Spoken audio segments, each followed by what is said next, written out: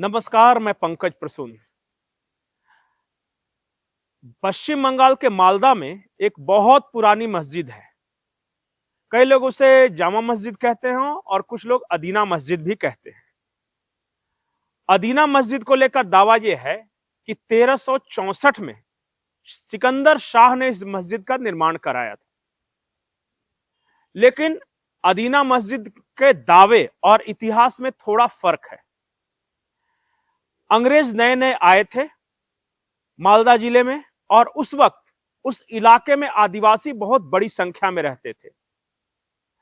तो मालदा जिले में एक बहुत बड़े आदिवासी नेता हुए थे जीतू संथाल, और जीतू संथाल ने अपने इष्ट देव यानी आदिनाथ के मंदिर को बचाने के लिए अंग्रेजों के साथ लड़ाई लड़ी, और यही वो आदिनाथ मंदिर है जिसे आज अदीना मस्जिद कहते हैं। अब दोनों तरफ के दावे हैं। मस्जिद की सच्चाई क्या है, मंदिर की सच्चाई क्या है, आज हम उसकी तहकीकात करेंगे। लेकिन सबसे पहले भारतीय जनता पार्टी के नेता हैं, पश्चिम बंगाल से सांसद हैं सौमिक भट्टाचार्य।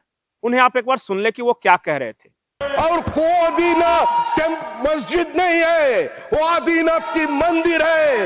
इसका हिस्टोरिकल एविडेंस है, ये ऐसा का डॉक्यूमेंट है और उसको करने देना चाहिए। That should be declared as a ticketed monument.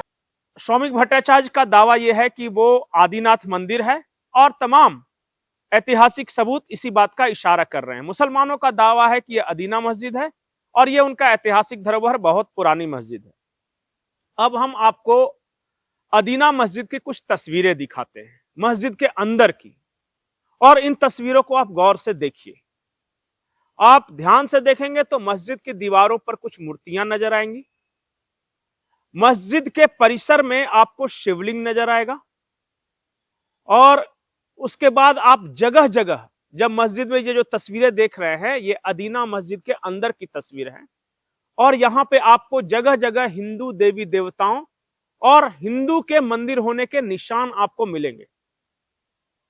आप गौर से जब इन तस्वीरों को देखिएगा तो आपको कहीं से भी ये मस्जिद नजर नहीं आएगा। बहुत सारे लोगों का कहना है कि सिकंदर शाह ने आदिवासियों के इष्ट देव जो आदिनाथ थे, यानी सबसे पुराने देवता, कुछ लोग इसे भगवान शिव का अवतार भी मानते हैं, तो आदिवासियों के आदि देव के मंदिर को तोड़कर सिकंदर शाह ने यह मस्जिद बनाई थी, अदीना मस्जिद। अब जाहिर तौर पे बहुत सारे ऐसे लोग हैं जो कहेंगे कि यह मंदिर मस्जिद विवाद में क्यों फंसना, इसका क्या मामला है। तो हकीकत यह है दोस्तों कि मालदा जिले में जहां अदीना मस्जिद है उसके ठीक पास में मुर्शिदाबाद के बेलडांगा में हुमायूं कबीर बाबरी मस्जिद बना रहे हैं। तो अदीना मस्जिद के बगल में एक और बाबरी मस्जिद बनने वाली है 6 दिसंबर, यानी आज उसका भूमि पूजन होने वाला है। और फिर यह कहा जाए कि यह बहुत बड़ा परिसर बनेगा, इसमें लाइब्रेरी बनेंगे, तो पता नहीं क्या क्या होगा, अस्पताल बनाए जाएंगे, ऐसी योजना है।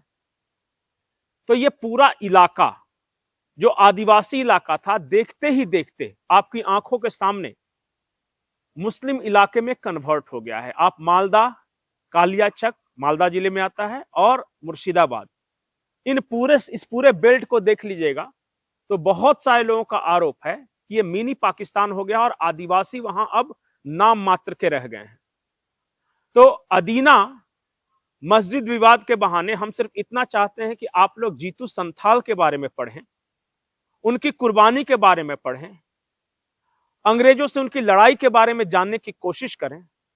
और अगर अब भी आपको अदीना मस्जिद का इतिहास जानना है तो हम सौमिक भट्टाचार्य का वो पूरा भाषण आपको सुना देते हैं जिसमें उन्होंने इसके इतिहास के बारे में बताया है। और फिर कोई मंदिर मस्जिद का लड़ाई नहीं, कोई हिंदू मुसलमान की विभाजन नहीं, लेकिन हुआ क्या था। मालदा जिला की पांडुआ में जीतू संथाल ने अपने जीवन की कुर्बानी दे दिया था ब्रिटिश गोलियों को सामने।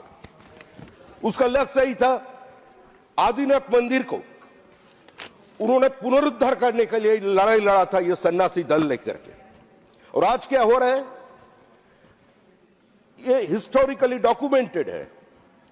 J.D. Begler, a Masur Orientalist, J.H. Ravinshaw, the collector of Malda, from 1865 to 1867, they have documented the different evidences जो वो हिंदू मंदिर होने का दावा था। नहीं, तो आज नथिंग विल गो ऑन। सारे आर्किटेक्चरल एविडेंस को मिटा दिया जा रहा है। मैडम प्लीज, सबे बारात के दिन कोई आदिनाथ टेम्पल का सामने आज पत्थर फेंका जा रहा है गणेश जी का मूर्ति का ऊपर। गणेश जी को मूर्ति को शैतान का कहने वाला है। बोल रहे शैतान की मूर्ति है, तुमको जन्नत मिलेगा। कितना दिन चल सकते हैं? हम इतिहास को मिटा नहीं सकते, हम हमारा धरोहर को छोड़ नहीं सकते, हम हमारा सांस्कृतिक बिरादर से मिटा नहीं सकते। लेकिन ये चल रहा है पश्चिम बंगाल पे। अभी बाबरी मस्जिद का नींव डालने वाला है उधर, और को आदिनाथ मस्जिद नहीं है, वो आदिनाथ की मंदिर है। इसका हिस्टोरिकल एविडेंस है, ये ऐसा का डॉक्यूमेंट है, और उसको करने देना चाहिए। That should be declared as a ticketed monument. उसका ऊपर स्टडी होना चाहिए। उस सारे हिंदू एडिफिट्स, लोटस, जोनीपीठ, शिवलिंग, लक्ष्मी माँ के हाथ, वो सबको मिटा रहे हैं, उसको बंद करना चाहिए। हमें सरकार की पास एक गुजारिश है जो उसको प्रोटेक्ट करना चाहिए। काटरा मस्जिद भी वही है, आदिनाथ टेम्पल भी वही है, ज्ञान पापी भी वही है। पूरा हिंदुस्तान की नजर मिटा घुमा रहे ये लोग। जो लोग आज प्रोटेस्ट कर रहे हैं, पश्चिम बंगाल में बाबरी मस्जिद का बनाने का घोषणा किया एसी का पार्टी का विधायक, और हम लोग हिंदुस्तान में होने नहीं देंगे।